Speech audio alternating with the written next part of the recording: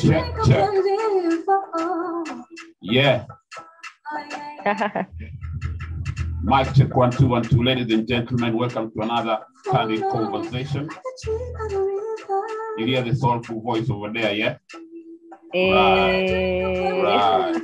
It's one of them again, and we're blessed, highly favored, feeling really privileged to be here. I've been looking forward to this for a couple of times. Yeah. Listen to the tune. Ladies and gentlemen, today, Candid Conversations, we crossed back to our brothers. Yeah, you know, if you're from East Africa, you know what I'm going on about. So today, we crossed the borders again. We're over there. We're in the Pearl of Africa, a beautiful land called Uganda. And today, we are blessed. Listen. Yeah, we are blessed to be joined by this lady called Afrie. Yeah. Hi. Welcome, Afrie. How you doing, my sister? Thank you you so much. I'm good. Listen, this is what I was vibing to. Like for a while now, I've been vibing to this one. Really? Yeah, I'm telling you. You know, I got nostalgic over this period. So you know what I mean. I started searching and all that. So I was like a boss, innit? Yeah, like a boss, yo. There's this one. There's this one, and there's Okello. Okello is your listen. Oh my God. Marisa, that one, and Okello is also like, yo, listen, we get there. Ladies and gentlemen, welcome to our Candid Conversation. I'm talking to Afrie. A big shout out to all our sponsors, well wishes, Bush and Wine Adventures, Olympia Fuller Foundation, JMC Electricals, Trigger Accounts. Yeah, and a big shout out to Timmy Turner. We need them. We need them win merchandise in here, Mr. Timmy Turner. Okay?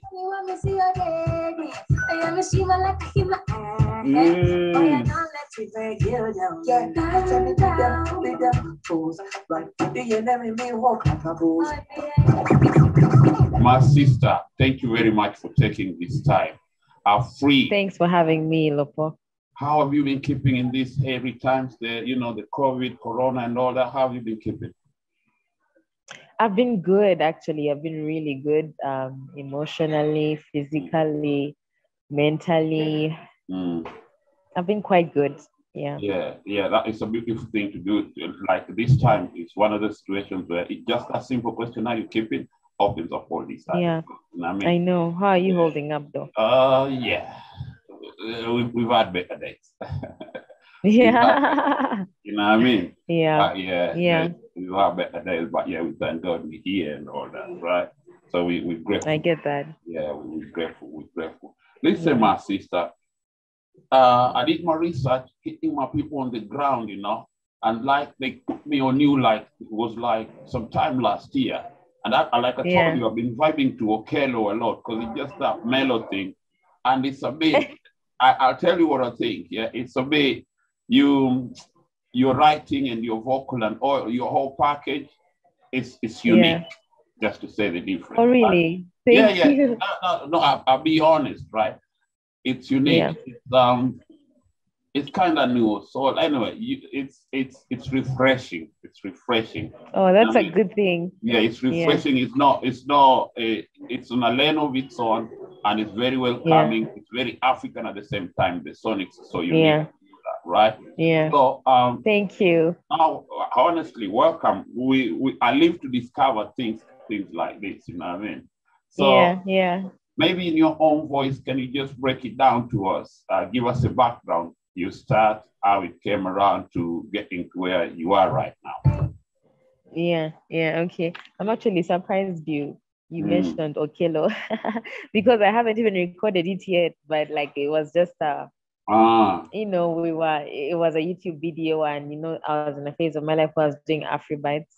Right. Anyway, let me trace us back. First of all, thank you so much for having me, DJ Lopo. I'm really excited to be here. Now you're welcome. I started off doing music when I was 18. I really hadn't planned to pursue music as a career, but I got into a season of my life that was it was a dark season. I got really depressed. And music became my comfort. Music became the channel through which I would communicate my pain and also find healing. So that's how I really started singing. It was a very spiritual experience. And when I came out of it, I knew what I wanted to do as a musician. I knew that I was a voice for the African girl, and I was going to spend my life telling her story. So that's my musical summary. Of course, a few songs forward, I play my own instrument. I play keyboards for myself. I write my songs. I have an EP out called Afrie that has, Mulala, Letano, different songs on there, different styles as well. Okay. And I'm currently working on an album that is more Afro-pop influenced. Yeah, so that's me. Yeah. Now, listen, you're being modest. Well, you're being modest. I think you touched on a couple of things there that, pardon me, like we're coming to realizing that they're, you know what I mean, that they're part of the society and the part of the community. First of all, like you said, like you had a dark period and all that, depression. In the African per se community, that's looked at sideways, if you know what I'm saying. It's like, nah, you know what I mean? Why don't you just man up, or for your lady, why don't you just snap out of it? And it's not like that. Like we're progressive now, and we know like these kind of things they affect us just equally as somebody can be physically sick. They can also like be suffering or going through all these kind of things that they're not, you can't see them, but that doesn't mean it affects them. So kudos for you coming out, speaking on that and accepting that, embracing it, and maybe that's where your music came from, right? So a beautiful thing, like a phoenix, it grows from from sadness came all this. So like a phoenix. Like a phoenix, it rays up, right? Yeah. Listen, that's number one, and I'm giving you mad props for that. Number two is being a female, it's hard. It's hard being a female, the African, being a female worldwide, being a female worldwide is like, it's up until recently is when like equal rights and all that, equal pay at the work and all that. Basically, I believe, being brought up in Africa, I believe like the female, our mothers need to be given more props than they have been given in previous. You understand? Like mostly the African woman, who I believe is a bedrock of the family, which is a cornerstone of the society and all that, right? So being a female in the business is not easy, just to say the least, right? It's not easy. There are a lot of trappings, there are a lot of blah, blah, blah, and all that. So talk to us about like, now you come out of this dark space and now for starters, you're just doing music for your personal, on a personal level, right? Yes. So how was that? How was the first experience now hitting the studio and recording, and now your music is out here? How was that? How was that for you? How was the feeling? The very first, it was therapeutic. I could say that. Of course, I was excited about, I've never done this before. But what I really wanted was to voice out, to have a place I wanted a place where I could hear my pain in an audio. And so I was really excited to go to the studio and do that. So it was therapeutic for me. Yeah. Okay. And now that the healing process begins, right? So what about the reception? Like now, how was the reception and how did that affect you? How your music was being received by people? Well, I think that's what gave me the confidence to pursue music as a career as well, because the reception was really good. I remember I went to stage for the very first time and I had produced this track using FL Studio and I went out on the stage and I sang that song and people stood up. I had a standing ovation. They couldn't believe what they were hearing. They're like, wow, this is new, this is different. And then I was like, you know what, I could actually, That's listen, my sister, that's beautiful. Like from a healing process, it's kind of like you did a complete 360, You did a complete 360. That's a beautiful thing. What time was it? When around what time Which year was it? This was 2013. Late 2013, early 2014. I hadn't yet started university. I was just entering university, actually. That's the season around which this happened. But for me to finally make the decision to like pursue music as a career, because throughout my university, I kept, doing gigs on the side, releasing a bit of music, 1 or 2 songs here and there. But I think I really decided when I had just finished school, I was in 2017. I studied dental technology, which is completely disconnected, but yeah. Hey, listen. Listen. That's a after finishing medical school, then I decided, music is what I want to pursue. So that was in 2017 when I really decided. All right, 2017. Yeah. Listen, my sister, you're so humble. You're so humble. Listen, you are an accomplished singer, songwriter, producer, right? Right?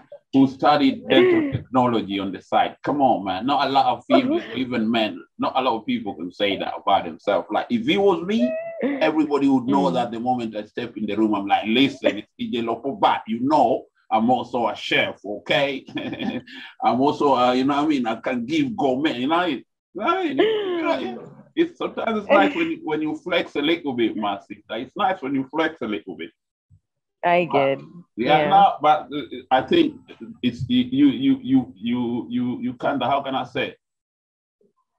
These humble people, like they say, what do they say? Like things waters run deep, like the water. Still water. There you go. See, correct. That's why I like dealing with my sisters.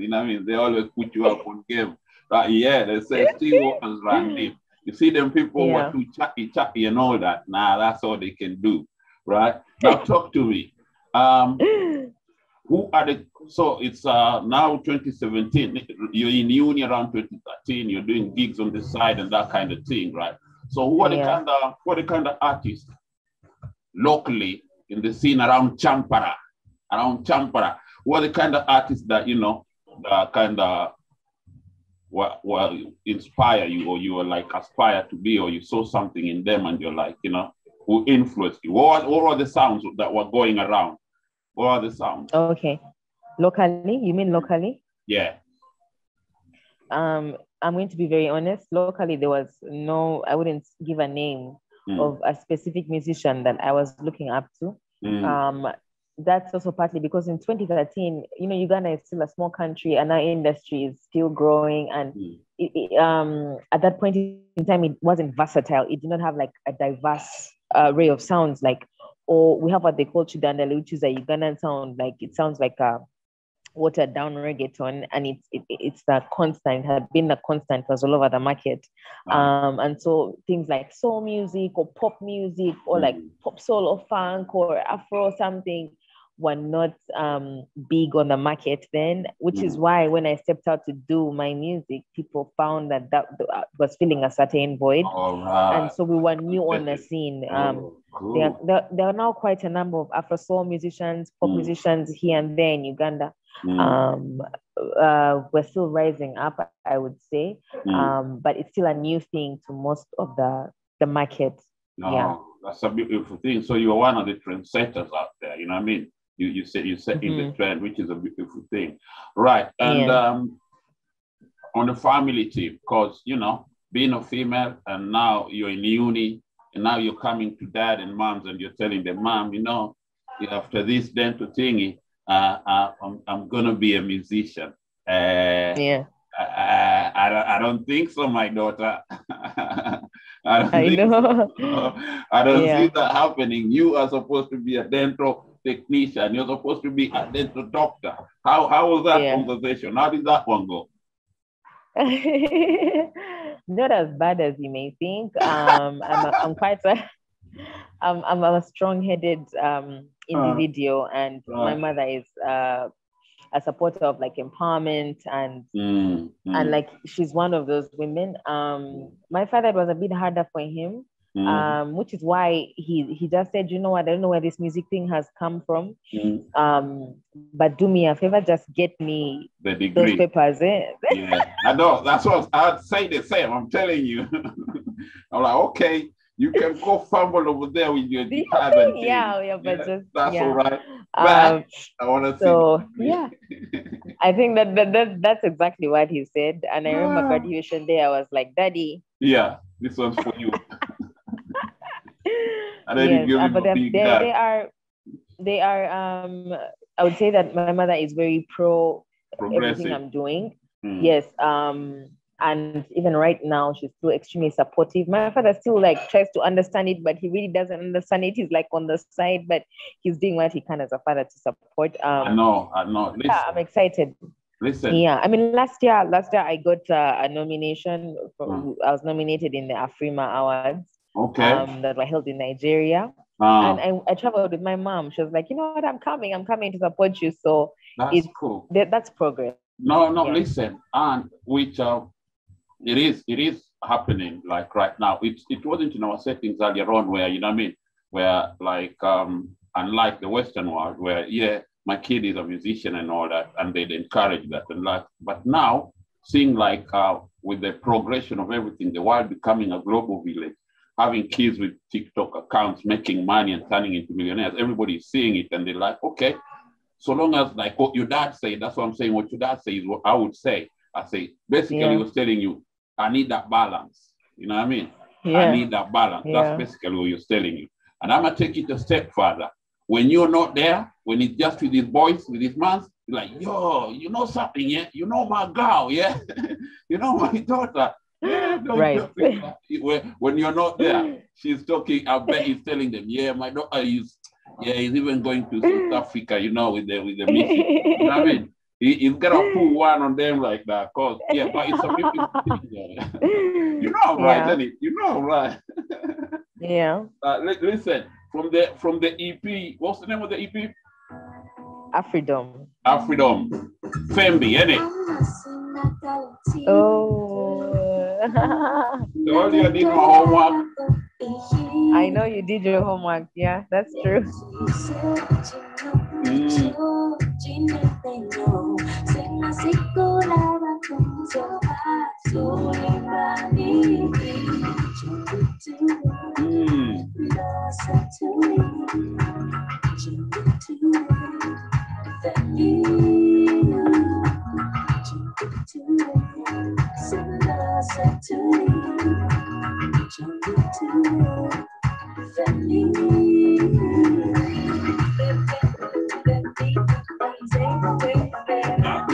Right there. Listen, that's the kind of vibe I'm talking about. You know, it's kind of like mature vibe in a way. Forgive my choice of words, right? Forgive me. Listen. Yeah. Can you put me up to game? What's the name? What's the song about? Fembi? Because it. Okay, so Fembi is actually not part of the EP Afreedom. It's a single I released after the EP. It's a separate single on its own. It was a nice like experimental jam because I'd gotten a bit of equipment, so my friend mixed and mastered it all together in a home studio. But it's generally talking about let's be together. Fembi in Uganda means together, so it's something that I released during the lockdown when everybody was home and we had no contact and we missed hugging each other, missed going out for parties, missed being together. So I was like, you know what? As soon as this lockdown ends, come let's be together. All right, that's a beautiful thing. That's a beautiful thing. Talk to me about which I'm sure it's different being like your writing process. How is it? How do you go about it? Like on a normal day, because I know sometimes you might be hit by inspiration when you're walking down the road, right? And sometimes you might want to attack a certain subject and speak on it. How do you approach it? Songwriting for me is like I said, it's still therapeutic. But I can't keep waiting for inspiration to like come through, especially when I have, let's say, a project that I'm working on. So usually I put it into my timetable. I say it's like a job. I wake up in the morning and I say from this time to this time I'm going to write, whether I have what to write or I don't have what to write, I'm going to write. So yes, job makes it sound hectic, but it's fun. It's like actually enjoy doing it. It's just that I used to wait for inspiration to come to me, and so I'd end up writing like one song a month. And then I had this session about songwriting where they said you don't wait for inspiration to come, you create a routine where inspiration comes to you every single day. So that's it for me. That's songwriting for me now. It's part of my lifestyle. Yeah. Part of your lifestyle, part of your daily routine, kind of. That's a big thing. And you told me you play instruments. You play the keyboard. You play the guitar. I don't really play the guitar. I play the keyboard. So I play the keyboard. I play the recorder. It's a wind instrument, and I also play the thumb piano. It's a local African instrument. Oh, that's a beautiful thing. And I also play a bit of the adungu. It's also a local African instrument. Wow, it's an humble flex over there. 3 instruments you play. I can only do that, and a bit of EQ and mastering on the thing. But that's cool. Now speak to me about I've noticed there's a running theme. There's a continual theme. I look at your thing like a piece of artwork. You have even, by the way, ladies and gentlemen, Candid Conversations. I'm speaking to this multi-talented artist out of Uganda called Afrie, right? Go check Afrie on a YouTube channel, and maybe you'll get to chance with this. Afrie, I was saying, if somebody checks your works, there's even short stories, short movies. There's a lot, yeah. You put a lot together, right? But that's what I'm coming to the point, right? I've noticed a continued theme of speaking about the African girl child, right? There's a continual theme there, right? Am I right or am I right? Right? You got it. Right. So yeah, thanks. Why did you choose to do that? I know it's something close to your heart. Why? Yeah. It's something I'm truly passionate about. Genuinely. You'd say that I actually chose to do it. Yes, I decided to, but I decided to do it after it decided to have me as its voice, which is a weird thing to say, but that's why I said it was a spiritual season in my life when I figured out what my purpose is as a human being. And my purpose is to stand up to tell the truth of the African girl, to tell her story, to empower her, because I'm an African girl, I'm a Ugandan girl, and I know the things that we've been going through and how we've been held down in many ways, maybe by culture or tradition or just society and the system itself. And so it is necessary for me to be a voice for the Ugandan girl, for the African girl, and to tell her truth and her story and hopefully empower her. Yeah. And how has it been going on? Because, with new things, like, basically, what kind of challenges have you come across? Like, obviously, I know the challenge number one is the perception. You see, the common perception across the board is, until recently, like there's a certain spaces that women shouldn't venture into.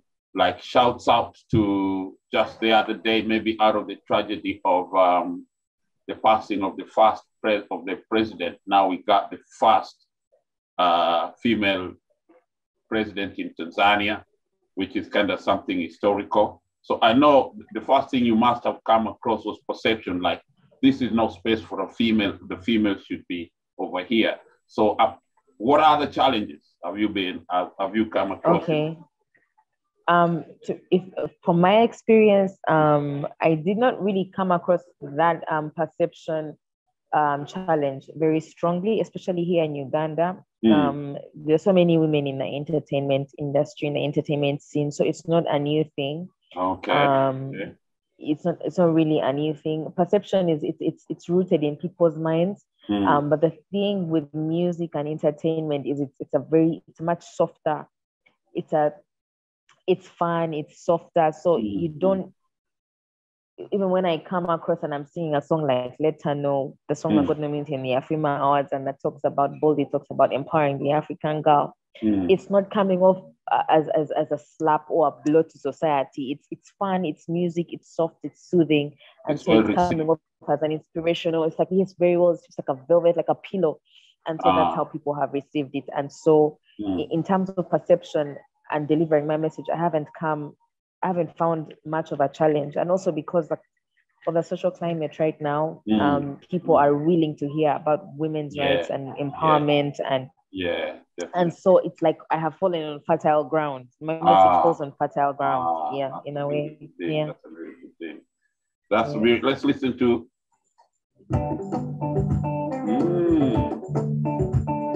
Yodi Yodi. Yeah. This is from the EP, right?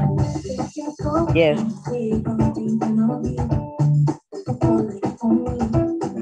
And nobody else. I know it's crazy. I'm thinking I can't nobody else. Why won't you call? Sooner than later. And now it's sooner is better. But we don't say forever, ever now. So come now with me. I'll call it sooner than later. Well, I'm bitch, refrigeration.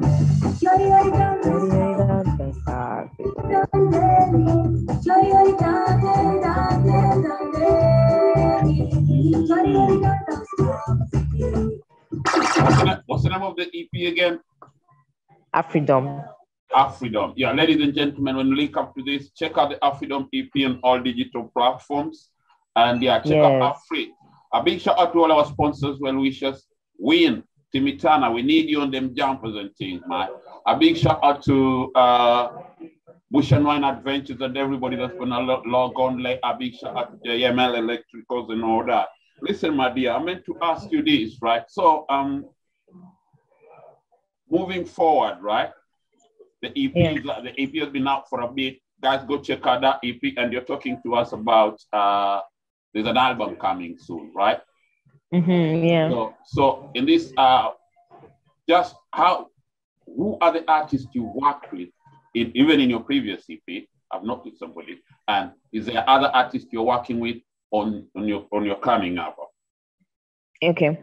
For my EP, I have featured quite a number of artists. They're all Ugandan artists. There's Wake. He is from Eastern Uganda. He sings, he raps, he's a rapper, a poet. So he does that in Lugwere. It's a language in Eastern Uganda. Okay. So there's Wake, I think, on Go to School.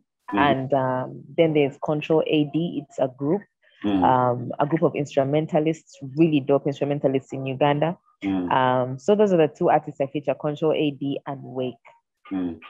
Yeah. For my album, that's on my EP then. For my album, I guess you just have to wait and find out. You're not letting the cat out of the bag. Okay, I see. You're playing your cards. But just know it's going to be fire. It's going to be fire. You come back, you're like, Afrie, you need to come back.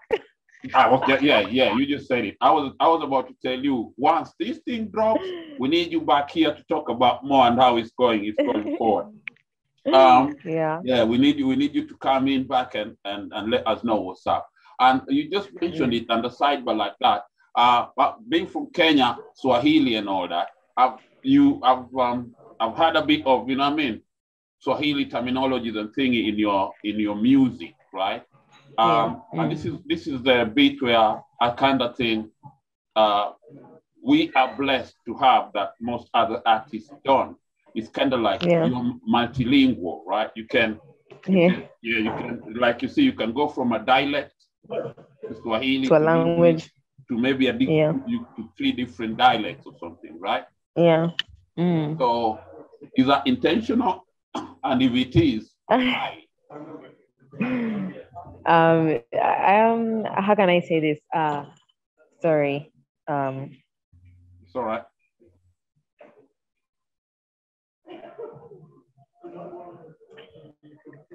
I don't know if that was it, if that works. How can I say this? When I'm writing, like writing is an art, it's an art of expression. And it's how we talk. When we're talking here in Uganda, we speak Luganda and then switch to English within the same sentence. We're like, hey man, all you tell, like, are you coming for this? So like it's like a mixture of two different languages within the same bracket. Or Luganda itself has Swahili within it. There's some words we borrowed from Swahili. So it's just a way of life. So sometimes you don't come off intentionally that you're trying to mix languages, but you're just being you because that's how we live our lives. We mix up the languages. So that shows up in the art, and it's a really cool thing when people listen to it. But when we listen to it, we're like, oh yeah, that's us. That's lifestyle.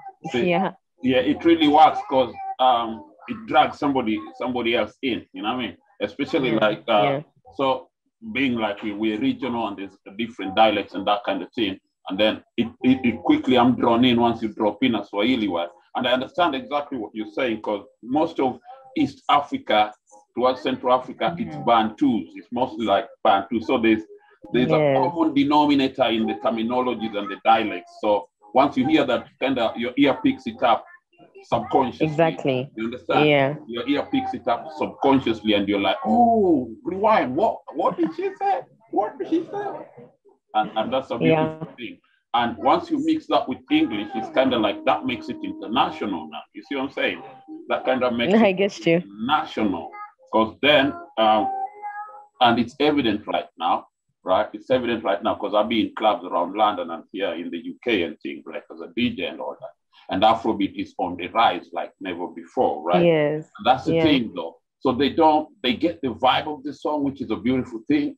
And then they get, because of how we talk, we got all these like keywords or whatever in English, that pulls them in. You know what I mean? So they feel like they get the message and they feel like they're part of the thing, which I think is an advantage to you African artists that these other international artists don't have, right? Which is a beautiful thing. And I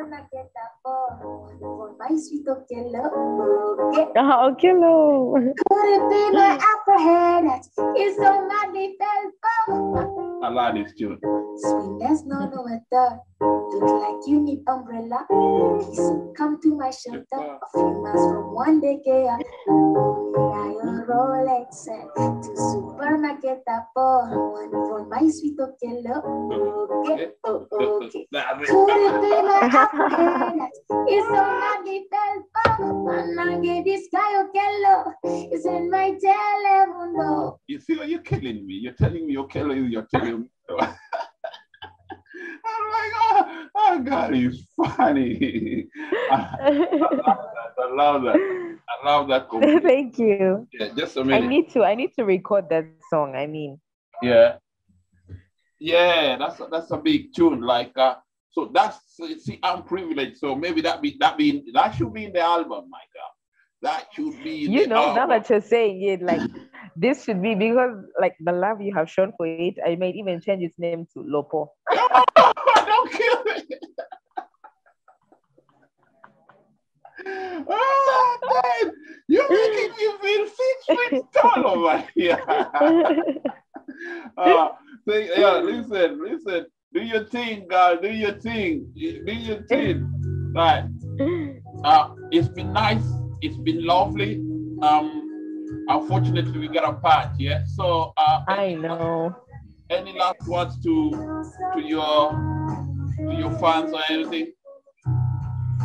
Yes, thank you so much, first of all, to you, DJ Lopo, for having me. I'm truly honored and excited.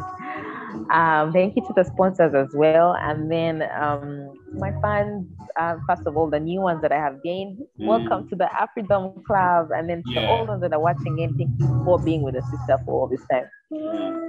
You should check me out on social media handles. My social media handle is at African Girl. At AFRIECAN, then Gal, GAL. So please do check me out and follow and keep up with the updates, because the album is definitely coming in and it's going to be fun. Reloaded. And to all my African girls, African women, keep standing up for what's right and keep finding yourself, finding your purpose and shining, because we are the light that Africa needs. Yeah, definitely.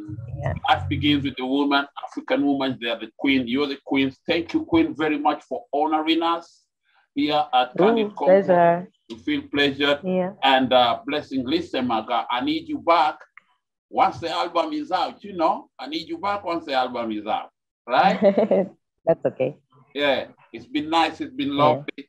Thank you, my pleasure. You take care now. Thank you.